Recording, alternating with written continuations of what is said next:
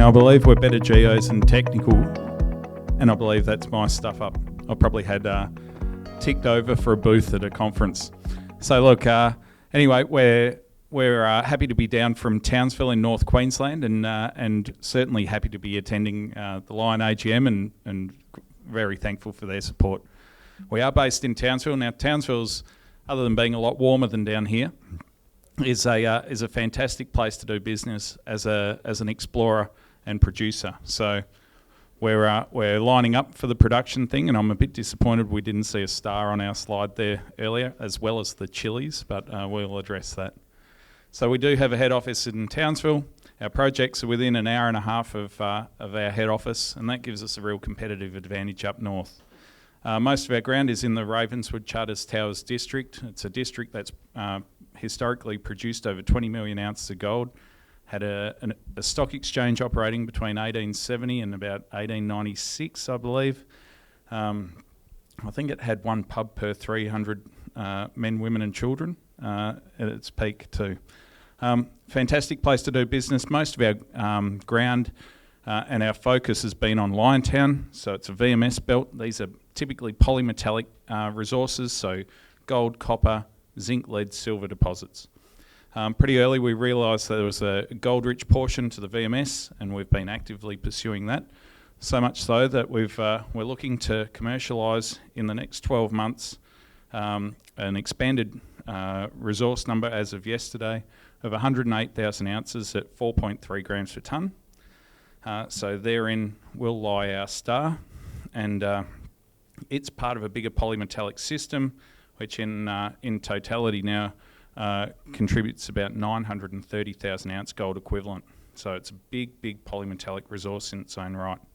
And I guess the chilies kick in with the new acquisition, which is largely green tenements and a little red bit up in the top. It's a Sybil, a lot of leases. This came across our desk. Being in Townsville, it opportunistically came across our desk with a small-scale prospector. We realised the opportunity really quickly, and for a $125,000 cash acquisition has turned into adding about $30 to $40 million worth of market cap to us in the last few months. So massive heads up there, and certainly we're going from a 1 chili dish to a 3 chili dish pretty quick. So it's got rock chips to just over 30 ounces per tonne, and our drilling has yielded a best result of 4.4 metres at 57.5 grams from our first 14 holes. So quickly on to Liontown. I'll catch that in time. There we go. So Liontown, this is the gold-rich portion of our polymetallic resource. You can see we've broken it into 3 sections. So the shallow oxide component, drill rig started yesterday. I'm bringing that to measured status. So we're drilling it to about 10 metre centres now on what we think is going to form part of our pit, our first open pits there. Now, we have got a gold study in play at the moment. We expect to be delivering on a PFS level study in January 2026. So we're drilling at the moment, PFS out January, and we'll get through the back of the wet season and see how we're looking in terms of timing on breaking ground there. We've got beneath the Carrington. So the Carrington was initially the first gold mining, or first mine in this district, produced about 28,000 ounces from 22,000 ounces from, it was 28,000 ounces from 22, anyway, lots of gold from not much rock.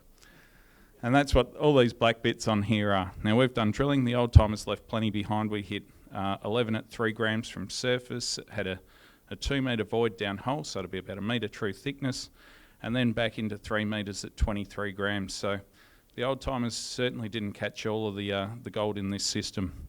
We've also hit 10 at 32 in our last round of drilling, and this infill drilling will most certainly deliver some spectacular gold between now and probably the end of January. The best part of this system, though, is the big red heart over on my left, your right of screen, and it's what we're calling the gold panel. So we had numbers like 17 metres at 22 grams a tonne and 20 metres at 18 grams a tonne gold. We drilled those in 2023, 2024, didn't get a whole lot of love, given that market slide that Hedley showed earlier. But certainly that's going to be, we can't wait to get out there and start extracting gold from the gold panel. So a lot of news to come out of Liontown in the next couple of months. We're pretty excited about where that's heading, and we certainly have desires to have this coming out of the ground in 2026. So the chilies, though, start kicking in with Sybil. So 2 minutes, easy, we got this. Right, so Sybil, we picked this up for a nice little price.